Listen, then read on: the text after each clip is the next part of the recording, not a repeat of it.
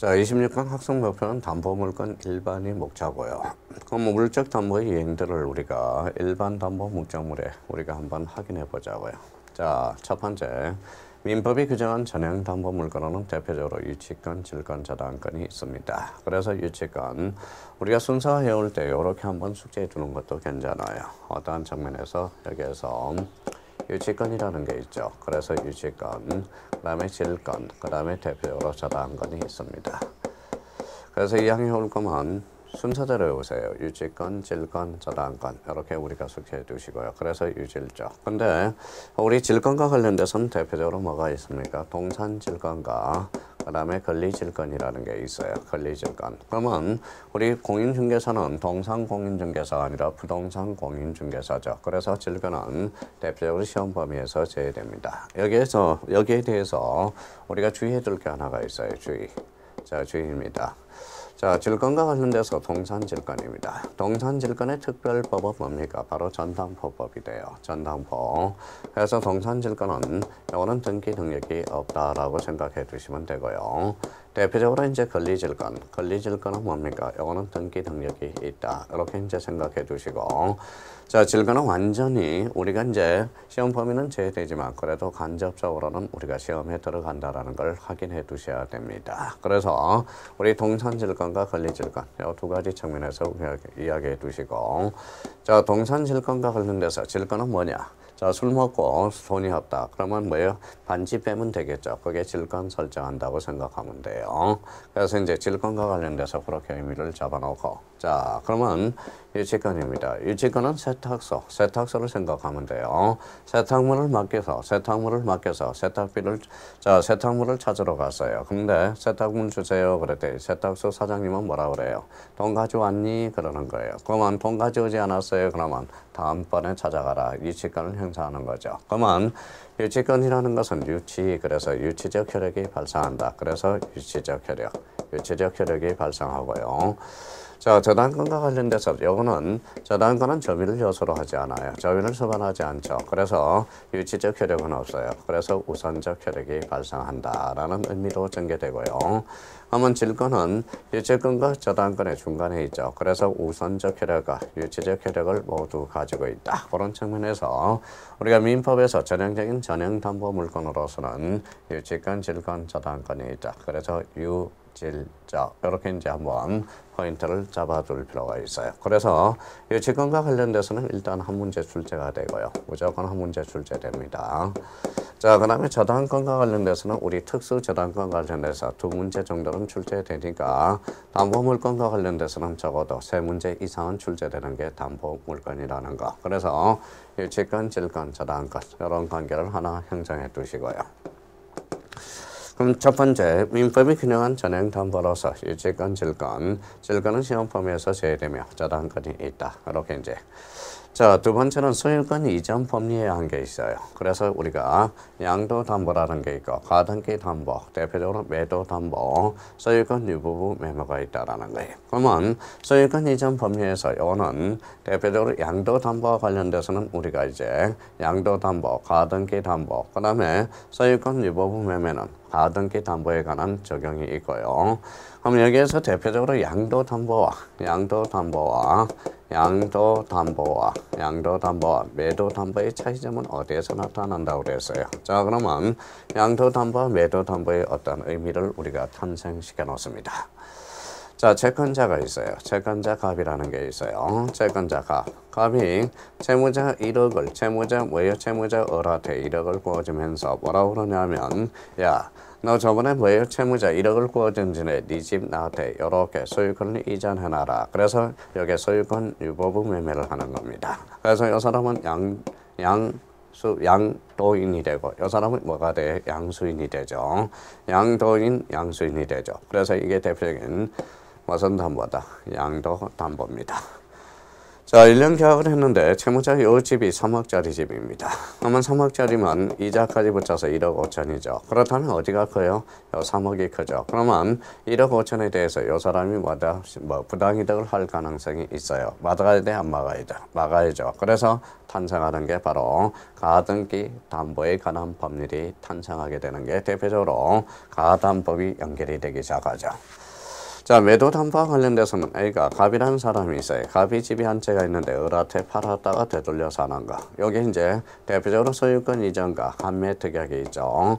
그러면 이 사람은 뭐가 돼요? 대표적으로 매도인, 이 사람은 매수인이 됩니다. 그래서 공통점 매죠. 대표적으로 여기 무슨 담보가 된다? 매도 담보가 됩니다. 자, 부동산은 대표적으로 부동산은 5년이 되고요. 5년이 되고 동산은 몇 년이 됩니까? 바로 3년이 돼요. 그래서 매도담보와 양도담보는 차이점이 있다라는 것, 같지 않다라는 걸 우리가 생각해 둘 필요가 있어요. 그러면 이번에 소유권 이전 법리에 관한 양도담보, 가등기담보, 그 다음에 대표적으로 매도담보, 그 다음에 소유권 유보부 매매가 있다라는 것. 자, 세 번째 제한물건의 법리에 의한 것. 대표적으로 뭐가 있어요? 소유권, 제한물건의 법리에서 유치권이 있고요. 질권이 있고, 대표적으로 저당권, 전세권이 있다라는 것. 전세권도 대표적으로 용익물건이지만 대표적으로 전세권도 담보물건성의 성격을 가진다고 그랬죠. 그래서 상반과 관련돼서 제한물건의 법리에 의한 것. 유치권, 질권, 저당권, 전세권. 여기에서 대표적으로 질권은 시험 범위가 아닙니다. 네 번째, 거래계의 편의상 발달은 비전형 담보로서 매도담보, 양도담보, 가등기 담보가 있다. 이거는 대표적으로 소유권 이전 법리한 거 2번과 4번으로 연결되고요. 그 다음에 1번과 3번으로 연결되는 물적 담보의 이행을 우리가 살펴볼 수 있는 겁니다. 자, 그렇다면 담보물건의 일반으로서 그러면 이런 측면에서 우리 자, 네 가지 측면에서 우리가 봤고요.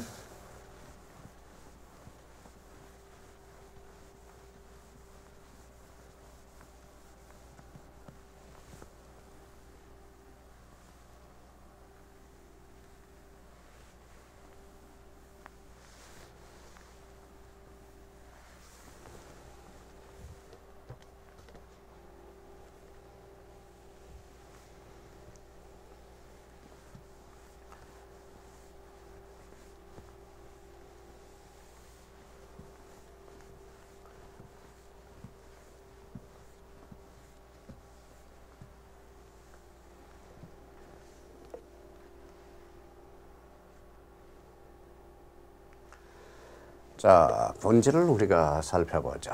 자, 본질은 첫 번째 타운물건성이라는 게 있어요.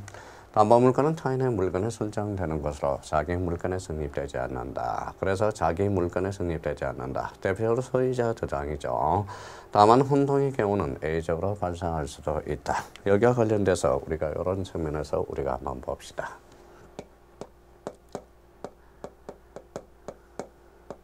갑이 을한테 1억에 대해서 1억입니다. 1억에 대해서 금전소비 대차 계약을 맺는다 생각해 봅시다. 금전소비 대차 계약입니다. 자, 금전소비 대차 계약을 맺으면서 은행에 가서 여기 월이 은행이라고 생각해 보십시오. 은행입니다. 자, 갑이 을한테 언론에 가서 금전소비 대차 계약을 맺었어요. 1억을 구워주세요. 세상은 공짜가 없죠. 그러면 을은 갑한테 뭐라는 겁니까? 자, 그 대신 내가 너한테 1억을 구워줄 테니까 네 담보를 대라. 물적 담보를 대라. 그 대신 자, 저당권을 설정해 주겠다. 그래서 저당권 설정 합의 플러스 등기를 우리가 갖춰야 되겠죠. 그래서 저당권 설정 합의서 플러스 등기. 그럼 이때 저당권의 의미를 한번 생각하고 이때 금전소비 대차 관계와 저당권의 관계를 보시고 아까 을의 관계를 우리가 한번 보죠. 을은 뭡니까? 요 저당권에 관한 권리를 가지고 있다고. 그래서 요 을은 대표적으로 저당권자가 됩니다. 요 갑은 뭡니까? 대표적으로 저당권 설정자가 되죠. 저당권 설정자가 돼. 근데 요 갑과 을의 관계에서 금전소비 대차 관계에서는 봅시다. 이 사람이 채무자야. 이 사람이 을은행이 바로 대표적으로 채권자가 되죠. 채권자. 근데 채무자가 채권자한테 1억을 구워주세요. 그랬죠. 근데 은행이 뭐라고 그래요? 자, 자, 저는 물적 담보가 없습니다. 아버지 거 될 테니까 대주십시오. 그래서 대표적으로는 제3자, 이게 바로 물상 보증인이 됩니다. 그렇다면 여기에서 이제 하나 탄생하죠. 저당권 설정자는 채무자에 하나한다. 이러면 X예요. 대표적으로 물상 보증인도 있고요. 자, 그러면 저당권자는 채권자에 하나한다. 이거는 맞는 문장이 되겠죠. 그러면 요 가까우리 관계에서 이런 관계를 형성해 둘 필요가 있어요. 그러면 요 금전소비대차 계약이 그러면 요 저당권이 1억을 지배한다. 그러면 요 1억에 대해서 대표적으로 1억을 대표적으로 피담보채권이라고 명명하고요. 여기 저당권이 대표적으로 뭡니까? 담보물건이 됩니다. 담보물건이 되겠죠. 그러면 요 저당권이 피담보채권을 요걸 지배하겠죠. 그래서 피담보채권이고 요 피담보채권과 담보물건의 관계는 요게 바로 주고 요게 종의 관계, 주종의 관계가 형성되고 있다는 걸 확인해 둘 필요가 있습니다. 그렇다면 요 이제 주와 종의 관계. 그럼 결론적으로 요거는 갑이 을한테 뭘 설정했죠? 담보물건은 타인의 물건에 설정하는 겁니다. 을이 자기 물건에 자기를 설정한다. 이거는 뭐예요? 의미가 있죠. 그러니까 갑은 을한테 요거는 뭡니까? 을은행은 타인 물건에 대해서 설정되는 것으로 자기 물건에 자기 저당을 자기 물건에 자기 분기를 설정할 수는 없다라는 거예요. 그러면 대표적으로 우리나라는 소유자 저당이 인정되지 않습니다. 그래서 소유자 저당이 탄생하게 되고요. 소유자 저당. 근데 여기와 관련돼서 우리 한번 생각해 봅시다. 자, 갑이라는 게 있어요. 을이 뭐예요? 1억에 대해서 1번 저당권입니다. 1억에 대해서 저당권을 설정해 놓고요. 자, 병이 2번 저당권입니다. 저당권을 1억에 대해서 설정했다고 봅시다. 근데 만약에 을이 낙찰을 받았다고 갑이 그러면 갑이 소유자 전환과 을은 저당권이 설정되어 있죠. 이때 저당권이 소멸하게 되면 병이 튀어 올라오거든. 그래서 이때 저당권은 혼동으로 소멸하지 않습니다. 그래서 여기 대표적으로 두 번째 줄 다만 혼동의 경우는 A가 발생할 수 있다. 이때 A가 발생하는 게 대표적으로 우리가 혼동과 관련돼서 연결이 됩니다. 만약에 이 병이 이 집을 소유권을 취득했다면 소유권과 저당권이 있죠. 이때 저당권은 소멸해도 괜찮다. 혼동으로 소멸하게 되죠. 이런 논리가 성립하는 게 바로 타물건성이라는 거야. 그래서 담보물건은 타인의 물건에 설정되는 것으로 자기 물건에 성립되지 않는다. 다만 혼동의 경우는 A가 발생할 수 있다라는 거. 자, 가치권입니다. 약정 담보물건은 특히 저당권은 담보 목적물을 설정자에게 이용권을 남겨두고 변제기, 채권 변제가 없는 경우 그 목적물을 담보 목적물을 경매 청구하여 채권을 변제받을 것을 본질로 하는 교환 가치권이라는 겁니다. 자, 그렇다면 여기에서 이제 이용권을 남겨둔다 그런다면 대표적으로 뭐다? 점유가 뭐예요? 점유죠. 자, 점유를 요소로 하지 않는다 이 말하고 똑같다라는 거예요. 그러면 교환가치권. 그러면 교환가치권과 관련돼서 이거는 여기에서 포인트는 여기죠. 교환가치권이라는 것. 그 다음에 여기 이용권을 남겨두고 그렇다면 이 말은 결론적으로 점유를 요소로 하지 않고 그래서 저당권은 점유를 수반하지 아니하고 교환가치권. 교환가치가 대표적으로 뭘까요? 이게 바로 대표적인 처분 권능이 된다라는 거예요. 그러면 처분 권능. 이게 대표적으로 경매 청구권이 하나 탄생하게 되죠. 그러면 경매 청구권을 받아 우선 변제를 받을 수 있는 우선 변제적 효력이 발생한다라는 겁니다. 우선 변제적 효력이 발생한다. 그러면 이 처분 교환가치 처분 권능 경매 청구권 이게 이제 뭡니까? 대표적인 담보라는 의미가 빠지게 돼요. 그래서 담보 물건이 탄생하게 되는 겁니다. 그러면 우리가 본질로서 담보물건의 본질로서 타물건성 대표적으로 무슨 건? 가치권이라는 거예요. 점유를 수반하지 아니한 채 수반하지 않고 변제기에 채권 변제가 없는 경우에 그 담보 목적물을 경매 청구하여 포인트 채권을 변제받을 것을 본질적 요소로 하는 무슨 가치? 바로 대표적인 교환 가치권이라는 겁니다. 자, 그렇다면 우리가 본질론은 우리 본질론과 관련돼서 타물건성, 그 다음에 이제 가치권, 교환 가치권이 탄생하게 되는 거. 그래서 요 의미를 반드시 우리가 생각해 둘 필요가 있습니다. 자, 그렇다면 여기에서 이제 뭡니까? 가까울의 관계. 이런 반드시 숙제 나야 돼요. 이 사람은 전세권자가 되고 이 사람은 전세권 설정자가 돼요. 그 사람은 갑이라는 사람은 채무자인 경우도 있고 물상보증인 경우도 있다라는 거. 그래서 갑과 을의 관계, 은행이죠. 그러면 은행이 점유하지 않고 뭐다 갑이 점유한다라는 거. 이 관계를 한번 생각해 둘 필요가 있어요. 자, 담보물건과 비담보채권. 그래서 담보물건에 의해서 담보되어 있는 채권과의 관계. 그래서 담보물건과 비담보채권의 관계. 이 문제에서 우리가 기억해 둘 거는 이 담보물건은 결론적으로 뭐예요? 자, 주라는 겁니다. 주. 이 비담보채권은 뭐예요? 자, 요거는 종이죠. 종과 요거는 주의 관계가 되네. 자, 주와 종의 관계에서 요 주가 소멸하면 종이 소멸한다. 그게 대표적으로 뭐예요? 바로 부정성이 의미가 탄생하게 돼요. 그래서 주 종의 관계. 여기에 소멸하면 종이 소멸한다. 대표적으로 그게 부정성이 됩니다.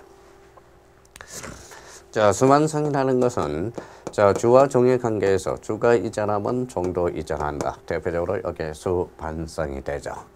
자, 불가분성과 관련돼서 주가 전액이 전부가 소멸해야 자, 전부가 소멸해야 종도 소멸한다. 그래서 뭐예요? 이게 불가분성이 된다라는 거예요. 자, 물상대위성. 자, 그러면 갑이 건물이 한 채가 있어요. 저당가를 을한테 설정했어요. 어느 날 갑이 뭐다 을 건물에다 저당가 보험금을 들어놨어요. 전부 화재가 났어요. 그러면 뭐가 탄생하죠? 대표적으로 보험금이 탄생해요. 보험금, 물상대위가 탄생하게 되죠. 물상대위성이라는 게 탄생해. 그러면 우리가 이제 이거는 담보물건에 통한다. 그래서 대표적으로 이걸 뭐라고 그러냐? 통유성. 그 다음에 대표적으로 총유성이라는 말을 써주게 돼요. 그래서 통유성, 총유성이라는 게 탄생하게 됩니다. 그러면 여기에서 우리가 이 관계에서 뭘 우리가 잡아놔야 돼요? 바로 채무자, 채권자의 관계, 그 다음에 물상보증인과 은행의 관계에서 여기서 기억해 둘 게 있어요. 그러면 요 1억이 피담보채권이야. 그러면 영어 정리를 하면 됩니다. 피담보채권이 소멸하면 담보물건이 소멸한다. 그게 바로 부정성이야.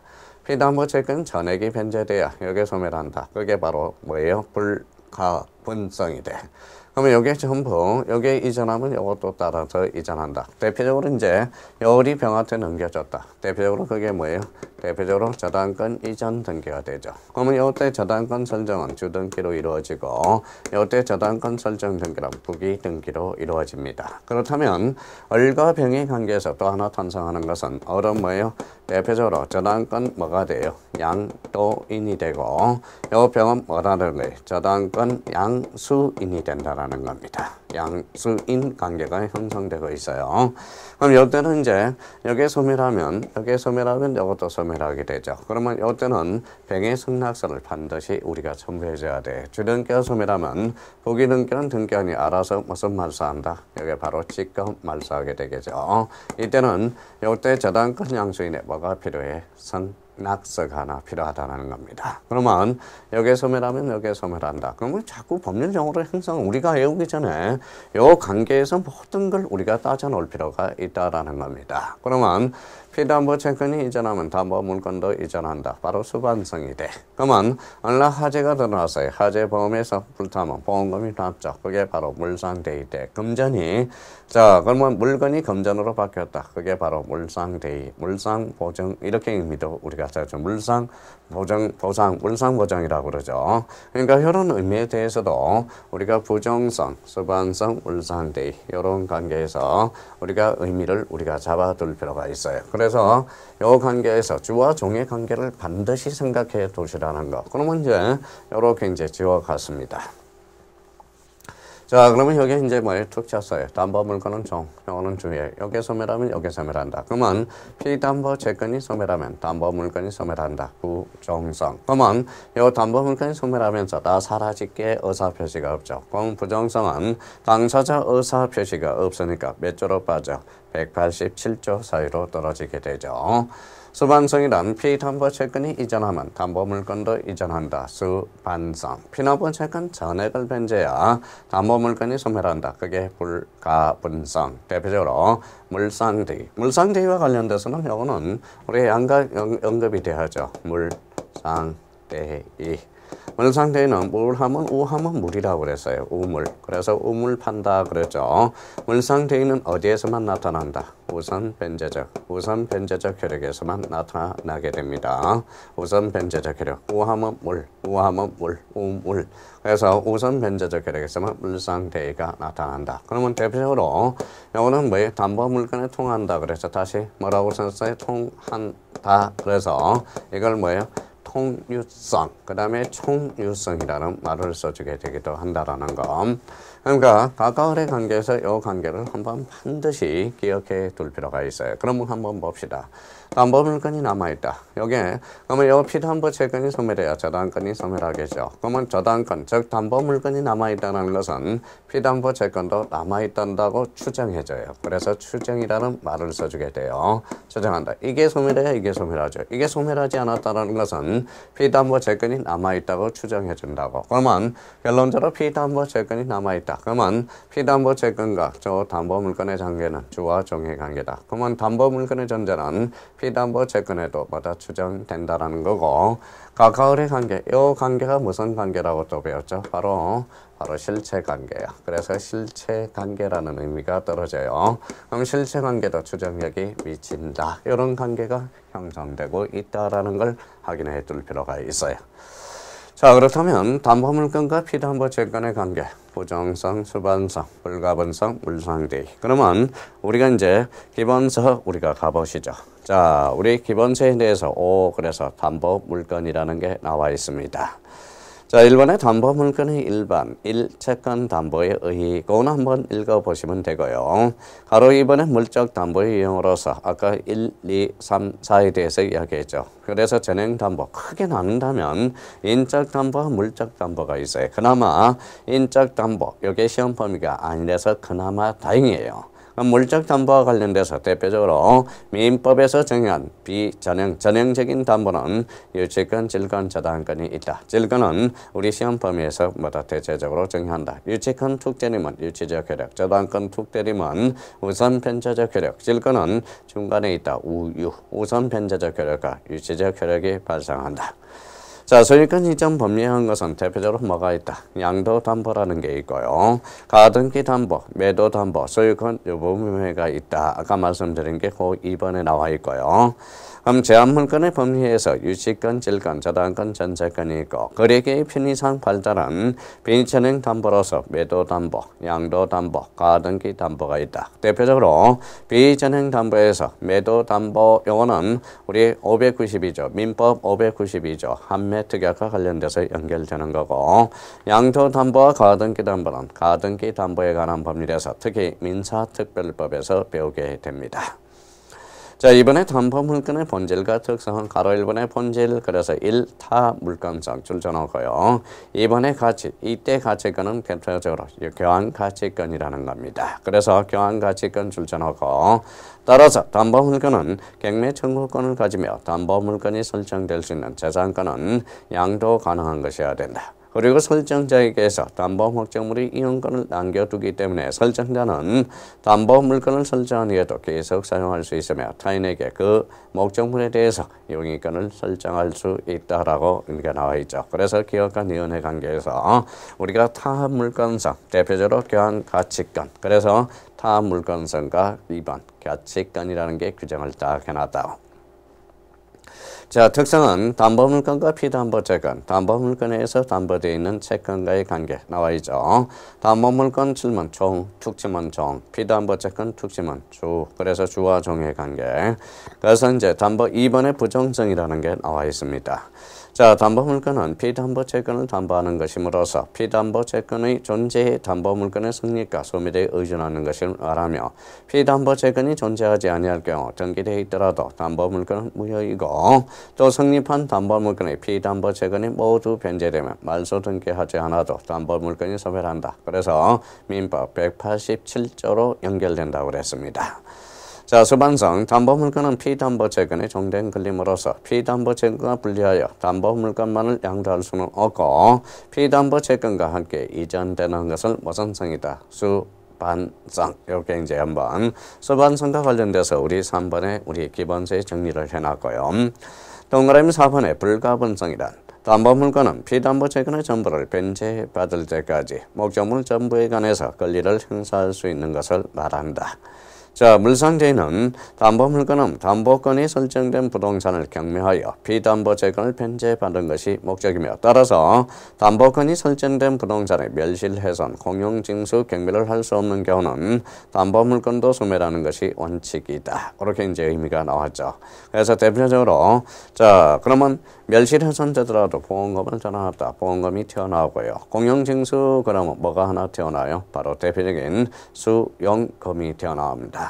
그러면 수용금과 보험금은 금전이 자 물건이 금전으로 대입됐다. 대표적인 물상대입성이라는 거예요. 그러면 자 부정성, 수반성, 불가분성, 물상대입은 담보물건에 통한다. 그래서 대표적으로 통유성이라는 말을 쓰게 됩니다. 그래서 여기에서 대표적으로 이 의미를 이야기하죠. 그래서 담보물건과 피담보채권의 관계 기본서에서 말씀드렸듯이 부정성, 법령제로 나와야 돼요. 수반성 튀어나와야 됩니다. 불가분성 튀어나와야 되고요.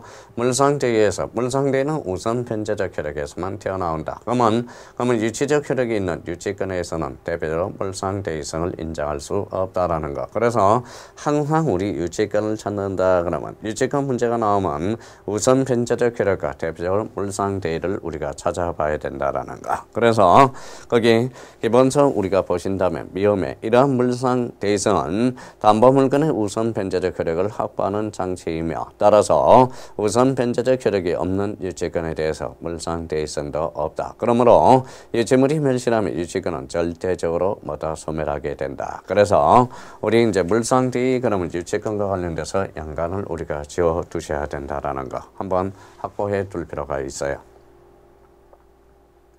자, 우리가 이제 26강에서 학습 목표 담보물건의 일반과 관련돼서 대표적으로 꼭 정해 둘 거 우리 이제 유치권 기억해 두셔야죠. 유치권.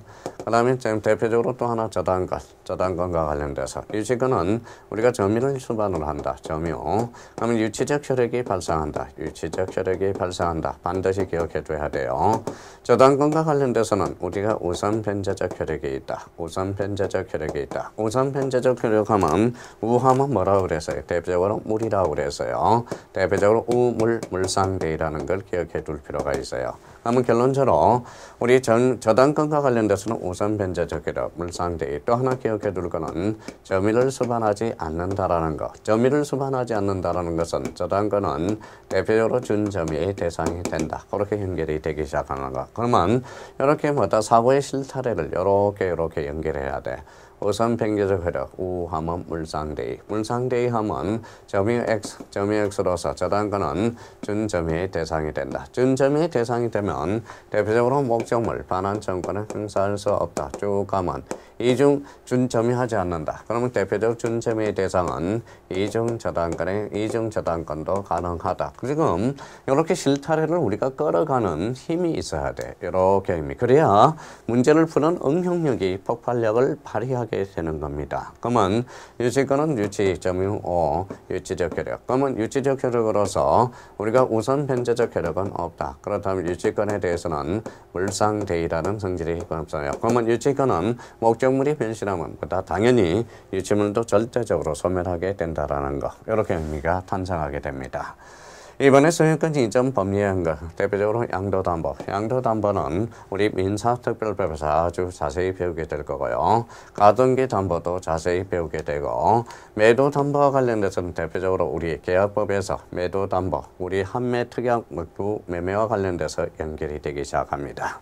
그럼 세 번째 제한물건에 관한 권리로서 유치권, 저당권, 전세권. 전세권도 우리 25강에서 대표적으로 어떻게 배웠어요? 자, 전세권에 관련돼서는 우리 영리물권성과 대표적으로 담보물권성은 되고 있다. 그래서 거래의 편의상 발전한 비전형 담보 제도로서 매도담보, 변칙담보가 되죠. 양도담보, 가등기담보 등이 있다. 그래서 이런 의미에서 우리가 확인해 주시고 여기에서는 우리가 반드시 우리가 민법을 처음 입문한 사람은 가까거래 관계에서 이 사람이 저당권자고 이 사람은 저당권 설정자라는 걸 기억해 주시고 이건 뭐예요? 이게 피담보 채권, 이게 이제 저당권 담보와 관련돼서 이게 바로 주와 주와 종의 관계가 형성되고 있다라는 거 의미를 잡아야 돼요. 이게 소멸하면 이게 소멸한다. 그래서 부정성. 이게 이전하면 여기에 이전한다. 수반성. 이게 전부 소멸해야 요 저당권도 소멸한다. 불가분성. 만약 여기에서 전부 소멸했는데 보험금이 하나 남았다. 대표적인 요게 무슨 데이? 물상데이가 된다라는 거. 그러면 우리 저당권에 대해서 대표적으로 본질로는 타임 물건성이라는 거 하나와 그 다음에 가치권이라는 거, 교환가치권이라는 본질론을 반드시 기억해 둘 필요가 있어요. 그래서 담보물건과 관련돼서 담보물건의 일반론에 대해서 이번 시간에 우리가 살펴봤습니다. 기본적으로 우리가 앞으로 이제 유치권과 저당권, 특수 저당권과 관련돼서 문제를 해결하기 위해서는 이 담보물건의 일반적인 어떤 의미들이 우리가 바탕에 깔려 있어야 된다라는 것. 그걸 기억하면서 26강을 포인트 잡는다면 충분히 우리 유치권, 저당권을 해결해 나갈 수가 있습니다.